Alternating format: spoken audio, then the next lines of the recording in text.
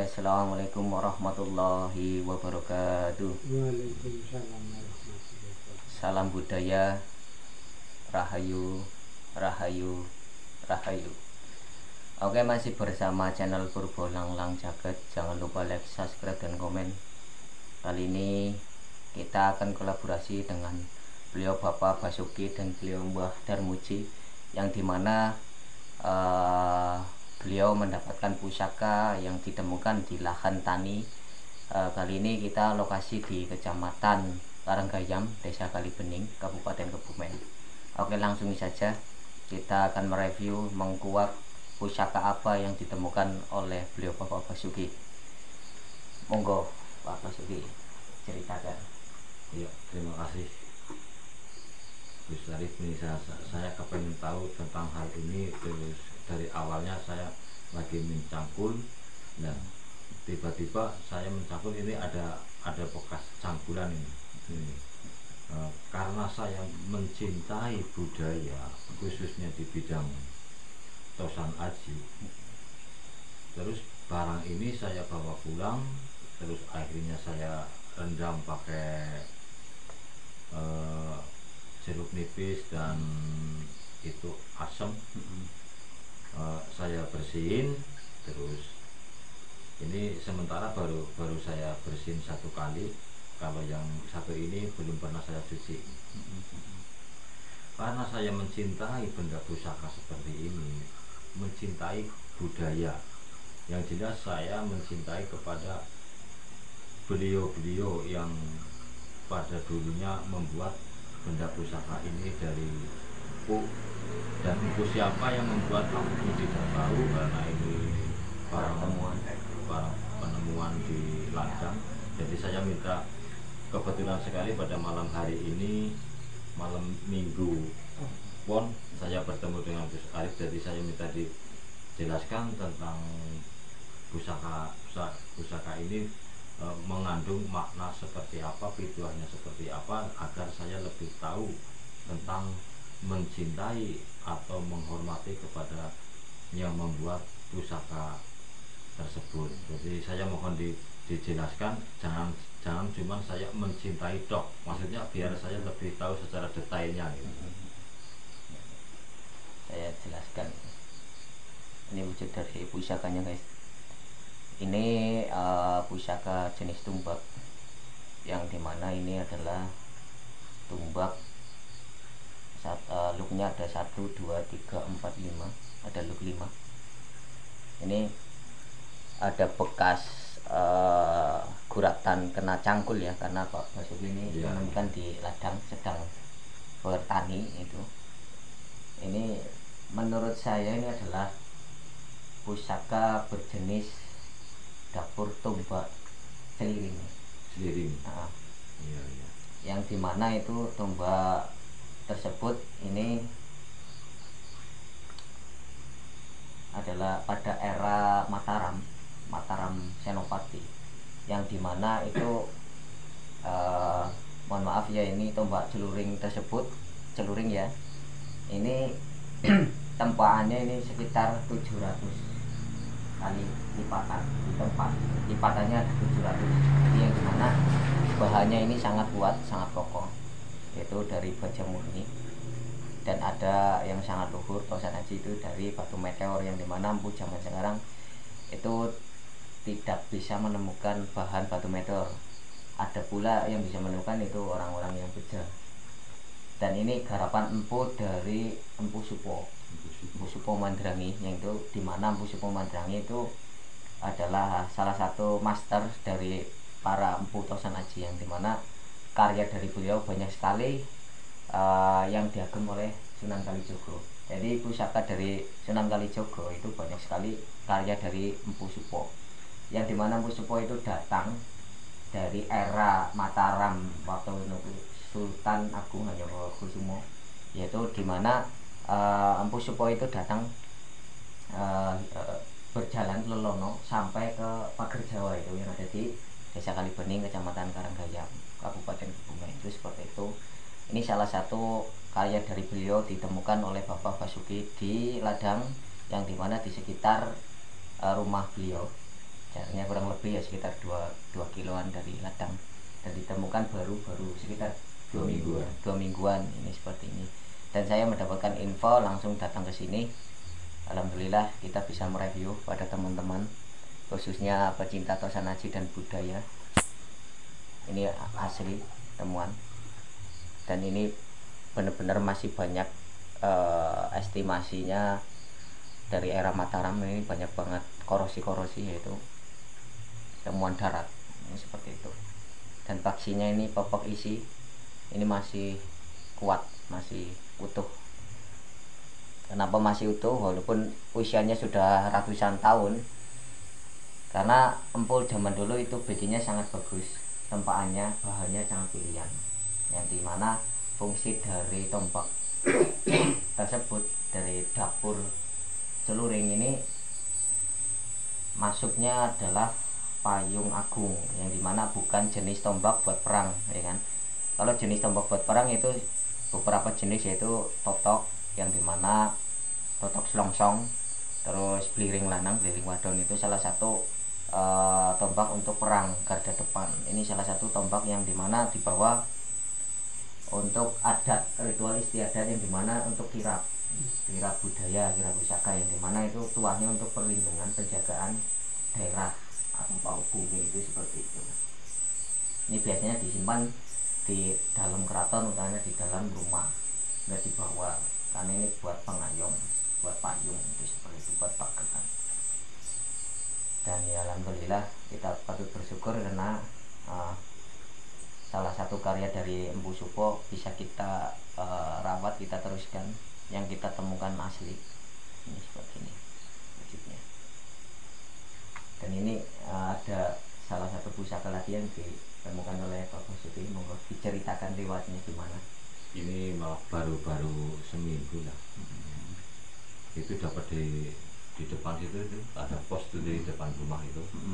Awalnya saya duduk di kursi itu, terus ada makhluk goib itu ngeliatin terus.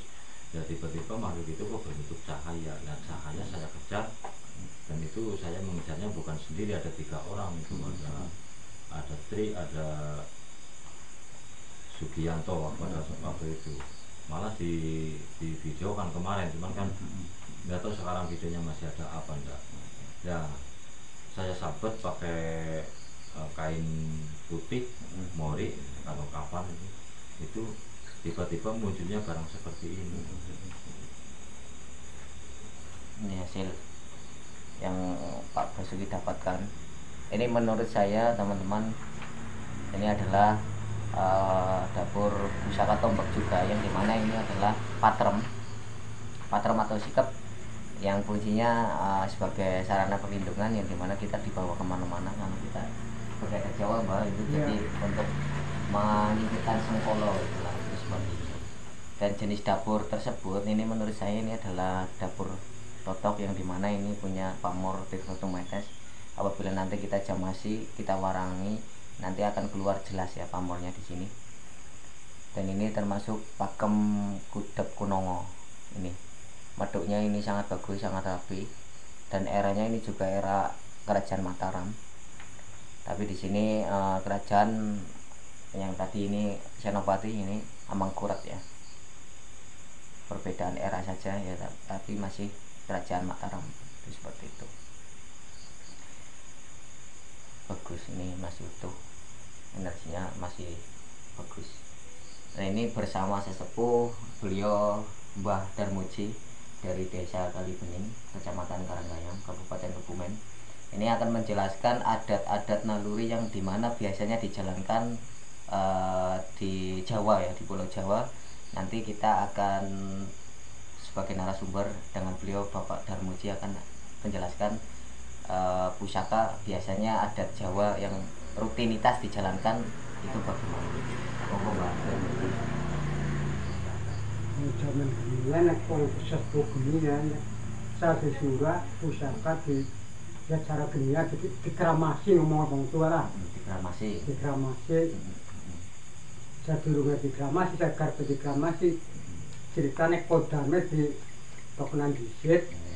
sadurunge dikramasi engko bar dikramasi pidung dina patung dina dibalekna meneng. Meneng ramasi nganggo banyu krampil utawa karo jeruk nipis. Ada juga yang pakai pace, Mbak. Iya. Pakai gembut, ya. Berarti itu tata cara kramasinya itu setiap 1 tahun sekali. 1 tahun sekali. Di bulan Suro. Suro Jemah Kliwon. Jemah Kliwon.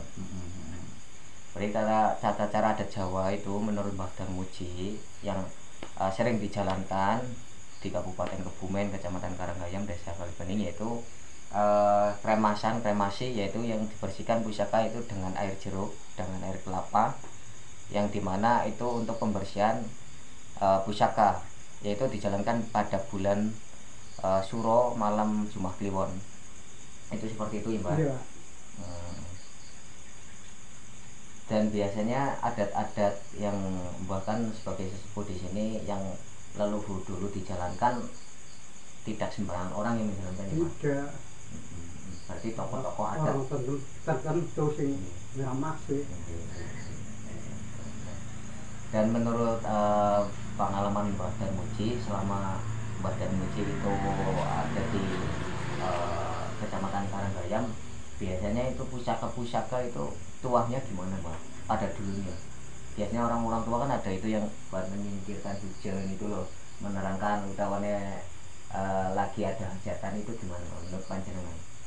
Ya ngerano ngomong hajatan ya nganggo biasane pusaka singkir udan. Singkir hujan, itu buat menghalau hujan.